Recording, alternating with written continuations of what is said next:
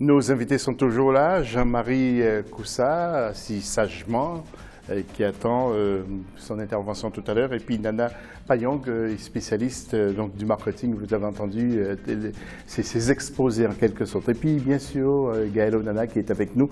Gaël qui va intervenir juste après ceci encore. L'instant Rob et Gaël, vous avez toujours des petites surprises pour nous. Il y a quoi ce soir? Alors ce soir, je vous emmène à la rencontre de Kingé Antoinette. C'est une ancienne footballeuse qui est actuellement en formation pour devenir coach professionnel. Elle revient avec moi justement sur l'organisation de la CAN féminine. À travers ces mots, on peut voir qu'elle n'est pas satisfaite du tout, donc je vous laisse écouter pourquoi. On n'a pas trop imprégné les anciennes footballeuses pour qu'elles apportent une dernière touche à ça. Parce qu'il n'y a même pas eu de tapage par rapport au football féminin. Ce qui fait que les maillots que les gens portent aujourd'hui, c'est pour le football masculin. Vous voyez un peu, ça ne reflète rien. Là, on n'a pas dit aller les Lions, alors que les gens nous demandent pourquoi vous les footballeurs, vous n'avez pas parlé pour qu'on sorte les maillots aller les Lions. On sort plutôt aller les Lions. Pourquoi? Nous leur avons dit que parce qu'il n'y a pas eu de tapage. Il n'y a pas eu de tapage. On ne peut pas. Vous voyez même qu'il n'y a pas de gadgets dans toute la ville. Déjà ici, tu comptes peut-être 3 gadgets. C'est pas normal, alors que c'était pour les hommes. Ça devait être quelque chose de très grandiose. Jean-Marie, Gaël, vous avez un petit mot à rajouter? Moi non, mais si nos invités ont quelque chose à rebondir justement, parce qu'on Exactement. parlait de l'organisation, de l'implication des uns et des autres, et les anciennes joueuses apparemment ne sont pas très contentes. Ouais. Alors nous allons entendre Jean-Marie Coussa d'abord. C'est encore une erreur de marketing là. C'est une erreur. Ouais. C'est une erreur. J'en parlais déjà avec des confrères d'autres pays qui sont arrivés au Cameroun, qui espéraient trouver une boutique. Pas des Lions indomptables, mais des Lions indomptables. Malheureusement, il n'y en a pas. Je pense la Fédération camerounaise de football aurait eu là l'occasion de se faire un peu de sous, très honnêtement, justement en vendant des gadgets qui portent le nom de ces lions-là qui, aujourd'hui, me semble, sont plus vendeuses que leurs homologues garçons qui ne se comportent pas bien dans la Fédération camerounaise de football. À ce niveau, a loupé le coach. Et pourquoi? Justement parce que les anciennes footballeuses n'ont pas vraiment été associées à cet événement et c'est assez regrettable. Lorsque vous regardez les différentes commissions du comité local d'organisation, il y a très peu d'anciennes footballeuses. Comment veut-on réussir ce type d'événement qui concerne principalement les femmes en dissociant ou carrément en écartant les femmes? C'est pas possible. Oui, ça peut être un petit exposé aussi à donner aux élèves en classe secondaire. Oui, Éventuellement. oui Parce c'est que- dommage. Effectivement, il y a une dame là, qui a soutenu les joueuses depuis très longtemps, Madame Eco. Il semble qu'on l'a écartée. Et ce sont les joueuses qui la récupèrent pour l'imposer dans le groupe. Je pense que c'est l'occasion de célébrer ceux qui ont été les premiers.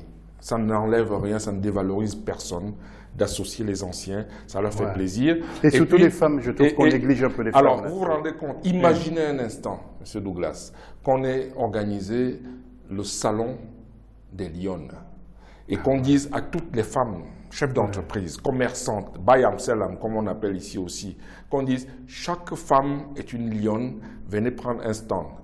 Vous les connaissez, les femmes, hein? Ouais, Vous les avez vues le 8 mars, ce serait terrible. Comment peut-on louper des petites occasions comme celle-là?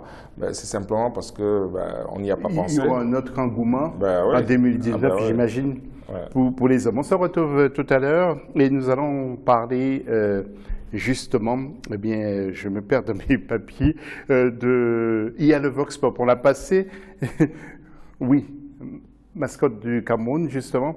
Eh bien, nous allons, je suis complètement perdu, c'est la première fois que j'ai perdu, oui.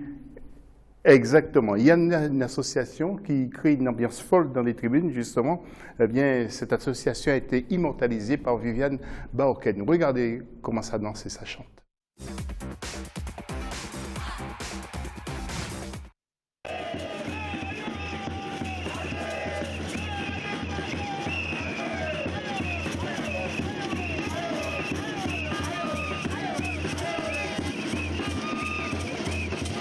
Et voilà, c'était le off de la CAN. Ça arrive, c'est la preuve que c'est du direct. Maintenant, et cette fois-ci, je suis sûr de moi, c'est le plus du mag.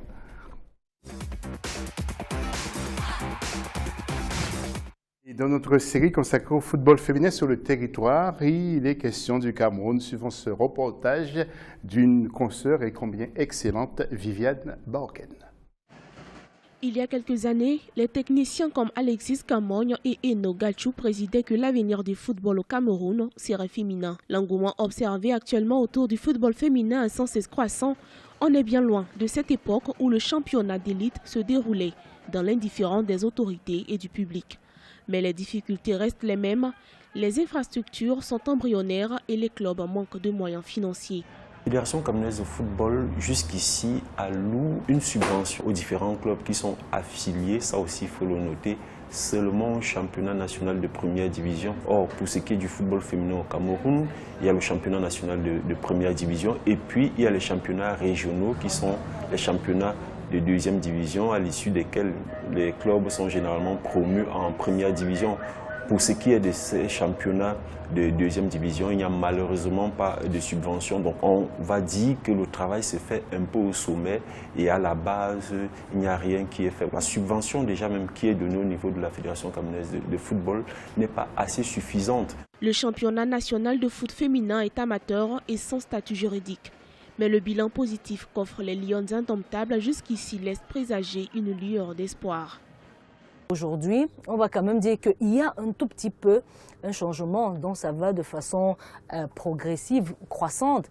Mais on ne peut pas dire que c'est le professionnalisme au Cameroun parce que ce n'est qu'à l'avènement de la Coupe du Monde au Canada que les filles, n'est-ce pas, ont montré que aussi le football féminin ne serait resté en reste. Et avec aussi les réformes, non seulement de cette Blatter et aujourd'hui d'Infantino, qui veulent que, à travers les projets comme le projet Gold 1, 2, 3, n'est-ce pas, que le football féminin ait des programmes. Face aux enjeux que présente le football féminin aujourd'hui, la fédération en charge du football au Cameroun a mis en place le programme Live Your Goals qui vise notamment la détection des talents féminins et à intéresser la jeune fille au football. Et avant de retrouver M. Nana Payong et Jean-Marie Koussa, Gaël, nous arrivons à la fin de cette émission. Est-ce qu'on peut rappeler la question aux internautes? Bien sûr, José. Donc, je rappelle à tous nos téléspectateurs et internautes qui nous suivent sur notre live www.africa24tv.com la question du jour qui est: qu'avez-vous pensé du niveau de jeu des équipes au cours de cette deuxième journée de la poule B? Donc, vous pouvez continuer à réagir et envoyer vos commentaires via nos canaux habituels, WhatsApp, Facebook, Twitter et l'email. Nana Payong, nous avons vu ce reportage sur le football féminin au Cameroun, mais j'ai le sentiment que c'est une institution, le football ici au Cameroun. Hein? Oui, c'est une institution. Il serait bienvenu que la fédération lui donne toute sa place, parce que je pense que tout le monde gagnerait. Et surtout, les joueuses, moi je suis bluffé. Il n'y a peut-être pas les hommes qu'il faut à la tête, non? Bon, je suis mal placé pour le dire parce que d'abord, je ne suis pas candidat à une élection à la fédération, donc ce n'est pas pour ça que je suis mal placé, mais c'est simplement parce que j'ai fait partie d'une commission, la commission marketing, où j'étais rapporteur. J'ai démissionné il y a à peu près 6 ans parce que, sans être un saint, je n'aime pas me mélanger à des gens dont l'éthique n'est pas la première vertu. Et donc, j'espère que les choses vont changer. Nous avons beaucoup espéré après qu'il y ait eu tous ces mouvements, tous ces problèmes. Apparemment, c'est inscrit dans l'ADN d'un certain nombre de personnes. Mais je pense qu'il devrait se dire que s'il n'y a pas de sportifs dans le stade, ben, il n'y aura pas de sport, il n'y aura pas de football s'il n'y a pas de footballeuses ou de footballeurs. Mais on peut très bien faire du football sans avoir de président, de directeur général ou de directeur financier. Jean-Marie Koussa, je suis quand même un peu surpris que vous êtes d'accord avec tout ce que dit M. Nana Payong. Le football féminin, on l'a écouté dans l'élément de notre consoeur Viviane Baoken. Féminin aujourd'hui est en plein essor, du moins comparé. Mais est-ce que vous êtes d'accord avec tout ce que dit M. Nana Payong? Effectivement, il y a des efforts qu'il faut faire. Il y a des efforts qu'il faut faire. Moi, je regrette un peu le passage du comité de normalisation de la Fédération camerounaise de football. Cette instance de transition qui a été mise en place justement pour gérer la longue et interminable crise qu'on a connue de ce côté-là, qui a pris des décisions assez malheureuses. je pense à la décision de regarder quand même 5 des clubs majeurs qui faisaient la fierté du football féminin, ce qui a eu un impact même sur le niveau de la compétition. On l'a vu cette année encore, des clubs comme Gentle Ladies de Bamenda en première division ont dû abandonner le championnat, ne pouvant pas tenir sur le plan financier. Donc moi je regrette ce passage, mais comparé à, comme je le disais, il y a une quinzaine d'années en arrière, je crois qu'il y a des efforts qui sont faits. Et maintenant, il faut effectivement mettre les bonnes personnes, c'est-à-dire les bonnes personnes au bon poste pour que justement la machine puisse prendre. Moi, je reviens sur le cas de la Coupe d'Afrique des Nations. Je trouve quand même assez surprenant que pour un événement comme celui-là, qu'on ne retrouve pas les principales actrices qui font le développement, la promotion de ce football féminin. Je pense notamment à Madame Eko qui a assuré pendant un moment assez important la présidence de la commission de football spécialisée pour les femmes à la Fédération camerounaise de football. Il y aura des enseignements à tirer, j'imagine, après, donc pour la conclusion. On se retrouve tout à l'heure et juste, je vais vous proposer de retrouver un enfant du pays que vous connaissez bien, Joseph-Antoine Bell, que je ne vous présente pas. Et c'est notre expert, il va nous parler ce soir pendant une minute de l'équipe justement du Mali, je crois.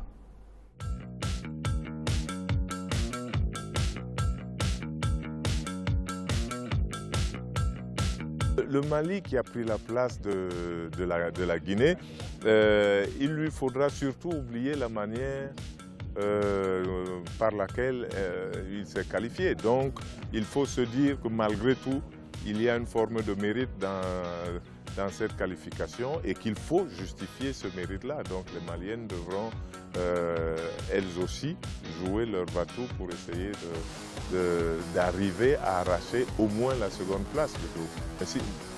Vous savez, quand vous dites que vous avez 6 participations, mais que vous avez quelqu'un d'autre qui dit « moi j'ai 11 victoires », ça fait quand même quelque chose. Donc je crois que ce n'est pas forcément comme ça qu'il faut voir. Toutes ces participations doivent apporter de l'expérience d'abord aux dirigeants, à l'encadrement, parce que vous ne trouverez pas des joueuses qui soient les mêmes sur les 6 participations. En revanche, les archives devraient rester et on doit savoir à chaque fois qu'est-ce qu'on a fait, pourquoi on est arrivé là et pourquoi on a échoué. Et ça vous permet d'avancer de sorte que les joueuses d'aujourd'hui puissent bénéficier des passages des précédentes joueuses.